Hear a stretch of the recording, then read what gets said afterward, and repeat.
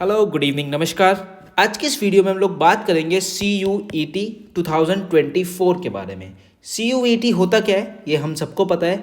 अगर हमें अच्छे कॉलेज में एडमिशन लेना है तो CUET में हमें अच्छी परसेंटाइल लानी पड़ती है। तो CUET अपने अपने सब्जेक्ट्स में होता है। आज यहाँ हम बात करेंगे इकोनॉमिक्स के बारे में। इकोनॉमिक्स में हम कैसे ऐसी परफेक्ट स्ट्रैटेजी को बनाएं जिससे हमें 200 में से 200 नंबर मिल जाए। ठीक है, तो बहुत ही सिंपल से शब्दों में, बहुत ही आसान सी लैंग्वेज में मैं आपको समझाऊंगा कि कौन कौन सी चीज़ें आपको पढ़नी है, और साथ में मैं आपको ये भी बताऊंगा कौन कौन सी चीज़ें हमें CUET में नहीं पढ़नी है। तो लोग कहते हैं कि 11th एंड 12th का पूरा सिलेबस कर लो, CUET इकोनॉमिक्स में 200 में से 200 नंबर आ जाएंगे। ऐसा बिल्कुल नहीं है। सब कुछ आपको नहीं पढ़ना है, और क्या क्या पढ़ना है वो इस वीडियो में हम लोग बात करेंगे, और क्या क्या नहीं पढ़ना है वो भी इस वीडियो में हम लोग बात करेंगे। हेलो, माय नेम इज़ अनंत सक्सेना। तो सबसे पहले हम बात करते हैं CUET सिलेबस इकोनॉमिक्स के बारे में, जो है 2024 का। सबसे पहले आपको 50 क्वेश्चंस देखने को मिलेंगे, जिसमें आपको 40 क्वेश्चन क्या है करने हैं। ठीक है, तो एक क्वेश्चन आपका बन गया कितने नंबर का? 5 चौक 20, तो 5 नंबर का आपका एक क्वेश्चन बन जाता है। इस सिलेबस में CUET इकोनॉमिक्स में 2024 में आपको micro economics, macro economics, Indian economic development पढ़ना है। अब कितना कितना पढ़ना है वो इस वीडियो में हम लोग बात करेंगे। सबसे पहले हम बात करेंगे माइक्रो इकोनॉमिक्स। माइक्रो इकोनॉमिक्स, अगर आपको लग रहा है कि आपने 11th में जो पढ़ाई करी थी वो भूल गए तो और हमारा CUET अच्छे से निकल जाएगा, तो इस बात को भी भूल जाइए कि आपका एग्ज़ाम अच्छा होगा। अगर आपको अच्छे मार्क्स लाने हैं तो दोबारा से आपको माइक्रो इकोनॉमिक्स का रिवीजन करना पड़ेगा, जो आपने क्लास 11 में पढ़ी थी। लेकिन आपको ज़्यादा नहीं पढ़ना है। अब क्या क्या पढ़ना है वो मैं आपको बताता हूँ। माइक्रो इकोनॉमिक्स में 2 यूनिट हमें पढ़नी है, unit number 1 and unit number 2। Unit number 1 और यूनिट नंबर 2 में हमें क्या क्या पढ़ना है? सबसे पहले इंट्रोडक्शन ऑफ माइक्रो इकोनॉमिक्स होता है। इंट्रोडक्शन ऑफ माइक्रो इकोनॉमिक्स में हमें इकोनॉमिक्स एंड इकोनॉमी पढ़ना है, और सेंट्रल प्रॉब्लम ऑफ इकोनॉमी के बारे में बात करना है। इसका मतलब क्या हुआ मैं आपको यहाँ लिख के भी बता देता हूँ। इसमें आपको सबसे पहले माइक्रो और मैक्रो का मतलब पता होना चाहिए। माइक्रो का मतलब आपने 11 में पढ़ा, और मैक्रो तो आप 12th में पढ़ ही रहे हैं। ठीक है, और साथ में आप पॉजिटिव स्टेटमेंट और नेगेटिव स्टेटमेंट को भी बहुत अच्छे से पढ़ें। यहाँ से कई बार इस एग्ज़ाम में क्वेश्चंस बने हैं। ठीक है, तो ये सब चीज़ें आपको पता होनी चाहिए। इकोनॉमिक का मतलब क्या होता है, माइक्रो का मतलब क्या होता है, मैक्रो का मतलब क्या होता है, पॉजिटिव और नेगेटिव स्टेटमेंट का मतलब क्या होता है। ठीक है, और इसमें आपको क्या पता होना चाहिए? सेंट्रल प्रॉब्लम ऑफ इकोनॉमी अपने आप में ही बहुत ही इंपॉर्टेंट, और ये क्लास 12th में भी आप इंडियन इकोनॉमिक डेवलपमेंट में कहीं ना कहीं पढ़ते हैं। तो इसमें आपको क्या पढ़ना है? इसमें आपको सिंपल सा how to produce, for whom to produce, ठीक है, व्हाट टू प्रोड्यूस, इन चीज़ों पे बहुत अच्छे से पढ़ना है, ध्यान देना है। तो यहाँ से भी क्वेश्चन हमें कहीं ना कहीं देखने को मिल जाता है। क्लियर हुआ? तो what, how, for home, central problem economy में आपको इन चीज़ों पे ध्यान देना है। आपको प्रोडक्शन पॉसिबिलिटी कर्व वगैरह पे आप कम भी ध्यान देंगे जब भी चलेगा, लेकिन इन टॉपिक्स पे आप ज़्यादा अच्छे से ध्यान दें। ठीक है, next we have unit number 2, जिसको हम जानते हैं कंज्यूमर बिहेवियर एंड डिमांड के नाम से। सबसे पहला है कंज्यूमर इक्विलिब्रियम। कंज्यूमर इक्विलिब्रियम में हमें किन किन चीज़ों पे ध्यान देना है, इस बात को आप ध्यान से सुने। सबसे पहले यूटिलिटी एनालिसिस और इंडिफरेंस कर्व। यूटिलिटी एनालिसिस में सबसे पहले relationship between total utility and marginal utility, ये पूरा रिलेशन आप बहुत अच्छे से पढ़ लें। और इसके अलावा टॉपिक है the law of diminishing marginal utility. The law of diminishing marginal utility भी आप एक बार अच्छे से पढ़ लें।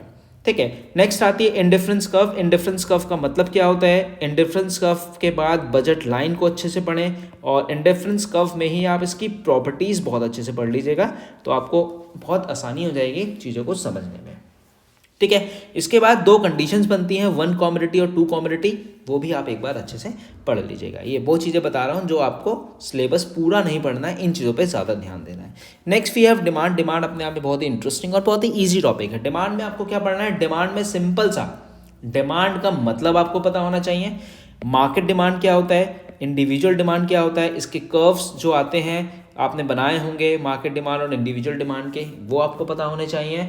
और डिमांड में आपको शिफ्ट और रोटेशन वाला केस भी बहुत अच्छे से पता होना चाहिए। कब डिमांड कब शिफ्ट होता है और कब डिमांड कब क्या होता है, रोटेट होता है। ठीक है, और इसी के साथ आपको इलास्टिसिटी ऑफ डिमांड, जिसका हमने ईडी का एक फॉर्मूला पढ़ा था, percentage change in quantity demand in response to percentage change in price. तो इन चीज़ों पे आप डिमांड की डिमांड वाले चैप्टर में इन चीज़ों पे सबसे ज़्यादा ध्यान देंगे। ठीक है, तो ये आप एक बार अच्छे से पढ़ें, फैक्टर्स पढ़ लीजिएगा, टोटल एक्सपेंडिचर मेथड पढ़ लीजिएगा। मतलब मेरे कहने का मतलब है कि डिमांड और इलास्टिसिटी ऑफ डिमांड, ये दोनों चैप्टर्स आपको बहुत अच्छे से करने हैं। आपको यहाँ पे कोई भी सप्लाई नहीं पढ़ना है, ना कोई कॉस्ट पढ़ना है, ना कोई आपको रेवेन्यू पढ़ना है, ना प्रोड्यूसर इक्विलिब्रियम पढ़ना है, कुछ नहीं पढ़ना है। बस आपको इन दो यूनिट्स हैं, यूनिट नंबर 1 और यूनिट नंबर 2, इन दोनों यूनिट्स को आपको बहुत अच्छे से पढ़ना है, जो जो चीज़ें मैंने आपको बताई हैं। This is all about the micro economic. अगर आप इतना अच्छा माइक्रो इकोनॉमिक्स में पढ़ लेंगे, इतना डाटा पढ़ लेंगे, तो आपकी माइक्रो इकोनॉमिक्स यहाँ पे बिल्कुल कवर हो जाएगी।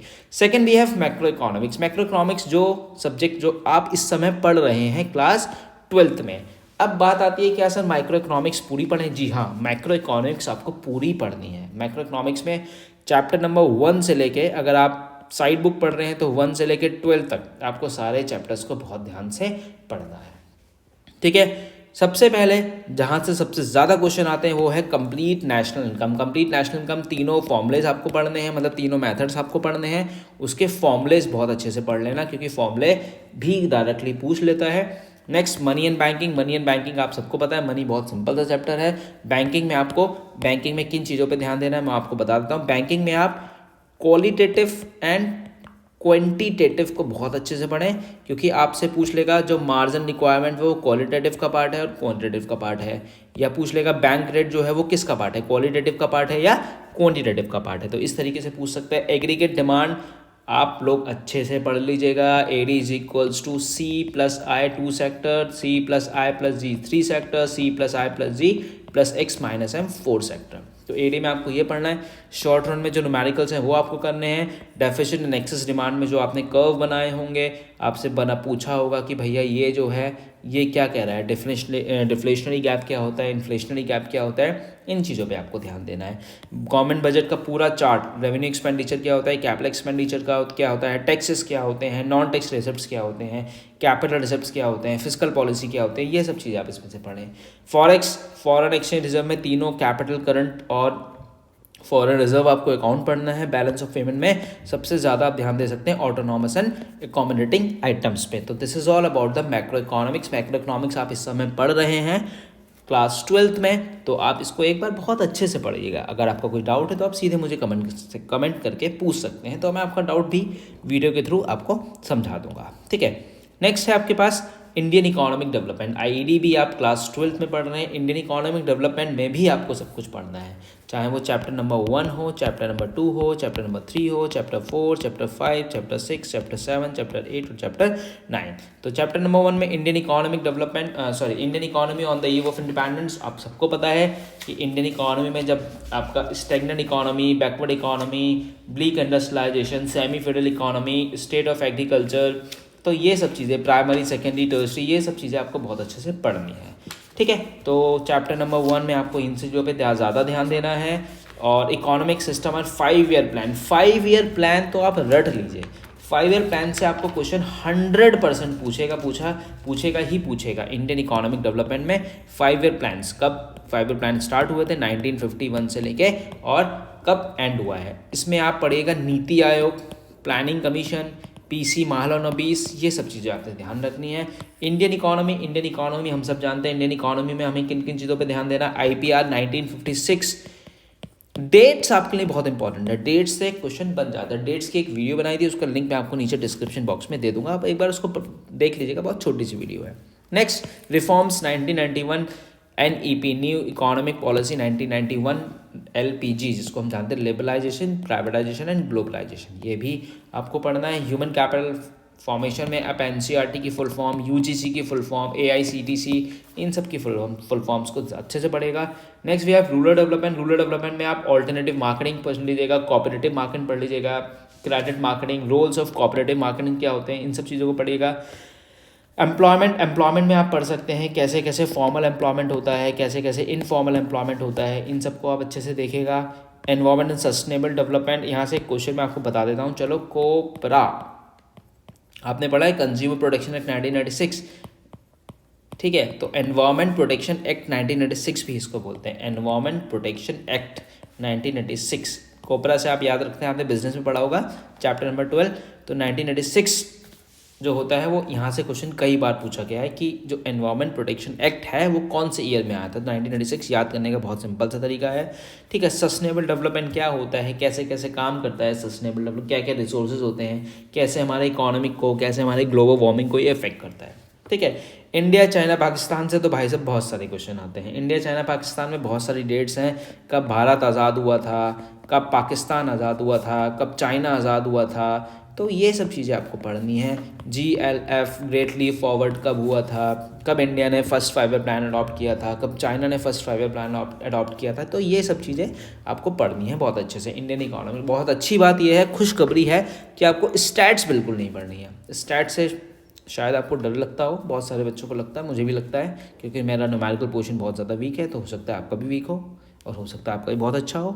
ठीक है, तो ये सब चीज़ें पढ़नी है आपको इकोनॉमिक्स में। तो मैंने आपको बताया इंडियन इकोनॉमिक डेवलपमेंट पढ़ना है पूरा। और हाँ, सॉरी, एक चीज़ तो रह गई, 2 चैप्टर जो CBSE ने आपके कट करा दिए हैं, यहाँ कट नहीं है, वो आपको पढ़ने हैं। बताइए कौन से 2 चैप्टर्स हैं, आपको पता होगा कौन कौन से 2 चैप्टर हैं। नंबर 1 इज़ पॉवर्टी, जो आप इस साल नहीं पढ़ रहे हैं वो आपको पढ़नी है, और इंफ्रास्ट्रक्चर, ये भी आपके सिलेबस से CBSE ने अब की बार कट कर दिया है, तो भाई साहब ये तो आपको पढ़ना ही पढ़ना है।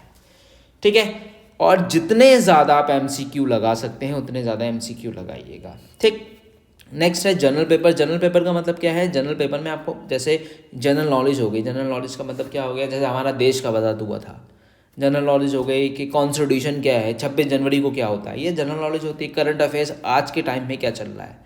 ठीक है, जैसे अभी आपको मैं बताऊं करंट अफेयर, गवर्नमेंट कौन सी पॉलिसी लेके आई, इस बजट में क्या आया, थोड़ा बहुत ही आपको पढ़ना पड़ेगा। जनरल मेंटल एबिलिटी मैथ से रिलेटेड है, न्यूमेरिकल एबिलिटी, रीजनिंग आपके लिए बिल्कुल नया टॉपिक है। रीजनिंग तो आपको, अगर आपने नहीं पढ़ा है तो एक्स का वाई कौन था, वाई का जेड कौन था, ये बड़ा अलग सा टॉपिक है, ये आपको पढ़ना है। लॉजिकल एंड एनालिटिकल, तो थोड़ी बहुत मैथ्स तो आपको पढ़नी पड़ेगी अगर नंबर अच्छे लाने हैं तो। ठीक है, तो मैं आपसे यही कहूँगा कि आप ज़्यादा से ज़्यादा MCQs लगाएं, क्योंकि बोर्ड्स में भी 10 मार्क्स के मैक्रो में और 10 मार्क्स के ID में आपको MCQ देखने को मिलेंगे, 20 मार्क्स के MCQs आपको देखने को मिलेंगे।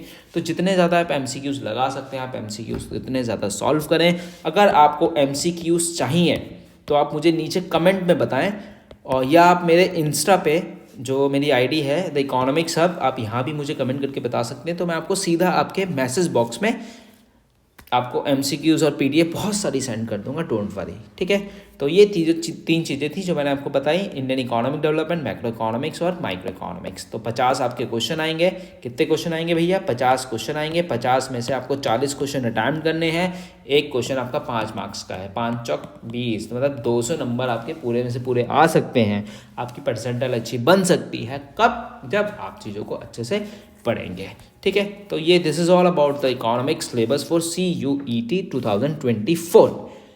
ठीक, तो आपको वीडियो कैसी लगी मुझे प्लीज़ कमेंट करके ज़रूर बताएं, और मुझे आप फॉलो कर सकते हैं द इकोनॉमिक्स हब, इंस्टा पे भी आप मुझे फॉलो कर सकते हैं, सब्सक्राइब कर सकते हैं यूट्यूब पे भी। ठीक है, तो प्लीज़ कमेंट करके ज़रूर बताना, अपने दोस्तों के साथ इस वीडियो को शेयर करें, लाइक करें, और मुझे ज़रूर बताएं आपको कैसा लगा। थैंक यू सो मच, मिलते हैं नेक्स्ट वीडियो में, अपना ध्यान रखिएगा।